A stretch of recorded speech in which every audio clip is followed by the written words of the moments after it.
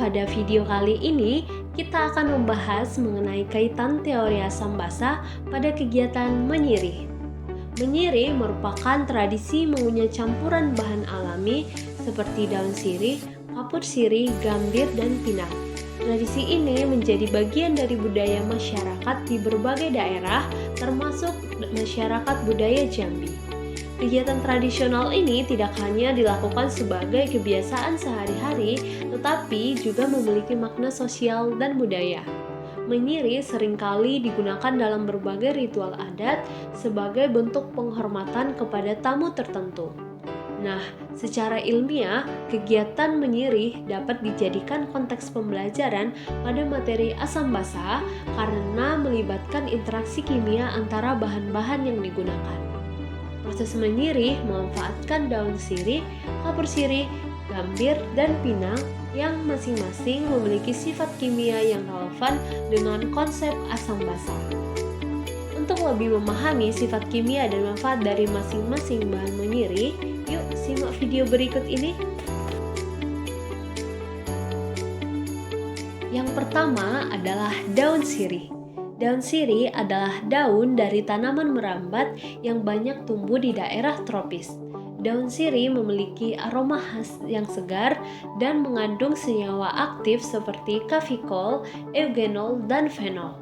Fenol merupakan senyawa antibakteri yang efektif dalam menjaga kesehatan mulut. Daun sirih bersifat sedikit asam karena adanya senyawa fenol. Daun sirih memiliki sifat antiseptik alami sehingga sering digunakan untuk menjaga kesehatan gigi dan mulut. Yang kedua, kapur sirih. Kapur sirih adalah bahan berwarna putih yang dibuat dari pembakaran batu kapur. Komponen utamanya adalah kalsium hidroksida yang bersifat basa kuat. Kapur sirih memiliki pH yang tinggi sekitar 12. Kapur sirih bereaksi dengan senyawa asam menghasilkan reaksi netralisasi. Dalam menyirih, kapur sirih membantu melunakkan daun sirih dan memperkuat rasa campuran. Selain itu, sifat basa yang dihasilkan oleh kapur sirih membantu membunuh bakteri di mulut. Yang ketiga, gambir. Gambir adalah getah yang diekstrak dari daun tanaman gambir, kemudian dikeringkan menjadi bentuk padatan seperti kubus kecil berwarna coklat. Gambir mengandung katekin. Katekin merupakan asam organik lemah karena memiliki gugus hidroksil yang dapat berikatan dengan ion hidrogen. Gambir dalam menyirih memberikan rasa pahit yang khas dan berfungsi sebagai antioksidan alami yang melindungi sel-sel tubuh dari kerusakan oksidatif.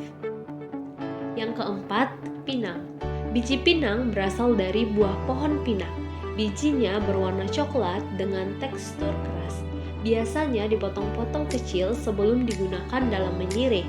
Biji pinang mengandung alkaloid seperti arekolin, arekain, dan tanin. Arekolin memiliki efek stimulan pada sistem saraf pusat.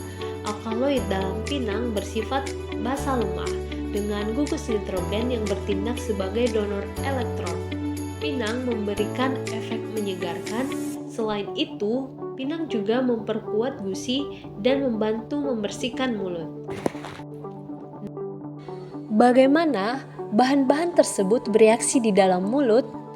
Jadi, kapur sirih yang bersifat basa bereaksi dengan asam askorbat dalam daun sirih menghasilkan reaksi netralisasi, di mana asam askorbat dalam daun sirih terionisasi sebagian dengan air liur menghasilkan ion askorbat dan ion hidroksida yang dapat meningkatkan keasaman di dalam mulut. Kapur sirih atau kalsium hidroksida bercampur dengan air liur terjadi reaksi ionisasi atau menghasilkan ion OH-. Selanjutnya, ion hidroksida atau OH- dari kapur sirih dengan proton atau H+ dari asam askorbat membentuk air atau H2O dan garam kalsium askorbat sehingga reaksi ini mengurangi keasaman dan membuat lingkungan mulut menjadi lebih basah. Dengan reaksi kimia, CaOH2 kali direaksikan dengan 2C6H8O6 menghasilkan reaksi CaC6H7O6 2 kali ditambah 2H2O. Nah, pada kegiatan menyiri, ketika semua bahan-bahan dikunyah bersamaan, terjadi interaksi kimia yang kompleks. Kapur sirih sebagai basa dapat mengubah pH lingkungan di dalam mulut sehingga menciptakan suasana basa yang berbeda dari pH netral. Reaksi antara senyawa fenol asam dari daun sirih dan basa kuat dari kapur sirih menghasilkan reaksi netralisasi yang dapat diamati.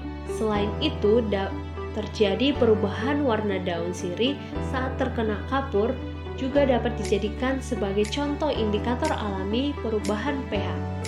Nah, melalui pendekatan ini, tradisi menyiri tidak hanya melestarikan kearifan lokal, tetapi juga dapat menjadikan media pembelajaran kontekstual yang efektif untuk memahami konsep-konsep kimia.